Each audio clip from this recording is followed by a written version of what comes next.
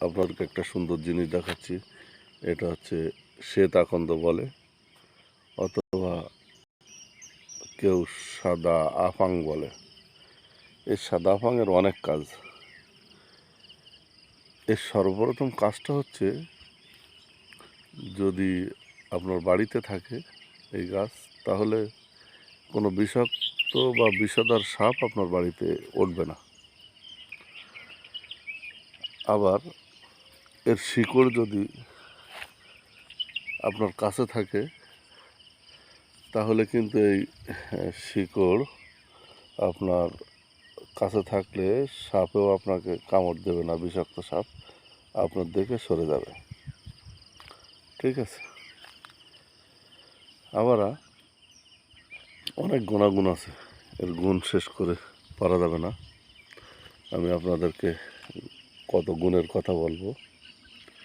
যদি কারো পুরাতন ব্যথা থাকে, তাহলে এর যে পাতা আছে, এই যে পাতা আপনারা দেখতে পাচ্ছেন, এই পাতাগুলা হালকা করে একটা পাতা, মনে করেন ডেলি 3-4 পাতা পরিমাণ একটু সেক দিলে 19 গরমে আপনার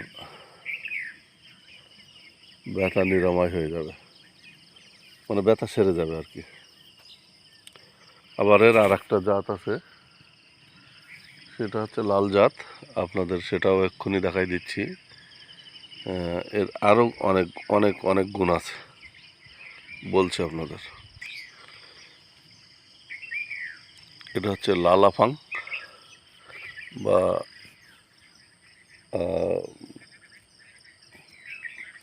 লাল আকন্দ গাছ বলে। এই দুই রকম জাত, দুইটাই আর কি একই কাজ করে না, কারণ গাছ কিন্তু একই রকম, তবে এটাই কিন্তু সাপ তাড়ায় না। সাদাটাই হচ্ছে বাড়িতে থাকলে সাপ আসে না, কিন্তু পাতার গুণাগুণ একই। পাতা কিন্তু আপনার কত সুন্দর ফুল, দেখেন, আপনার ব্যথা সেরে যাবে। শুধু তাই না, এর আরও একটা কাজ আছে। যদি কেউ এর শিকড় কাছে রাখে, তাহলে অন্য ধরনের অনুভূতি হয়। যাদের আসলে আমি কবিরাজ না বিদায় আপনাকে ক্লিয়ারলি বুঝাই বলতে পারবো না, ওটা আমার জানা আছে তাই বলছি। যাদের হরমোনজনিত সমস্যা, মানে কি বলে ওরে, যাদের এই বীর্যের সমস্যা আছে, তাদের কিন্তু সেগুলো পূরণ হয়ে যায়। হ্যাঁ, এটা কাছে রাখলে অনেকক্ষণ তারা সময় অনুভূত পায় আর কি। যাই হোক, আপনাদের দেখাবার চেষ্টা করলাম। যদি আমার এই ভিডিও আপনাদের কাছে কোনো রকম ভালো লেগে থাকে,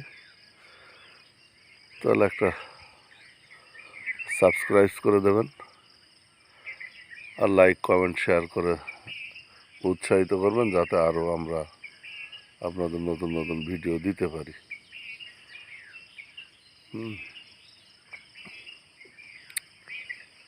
তো লাল আফাঙের চাইতে সাদা আফাঙের কাজ ভালো, এবং সাদা আফাঙের গুণাগুণ আরও বেশি।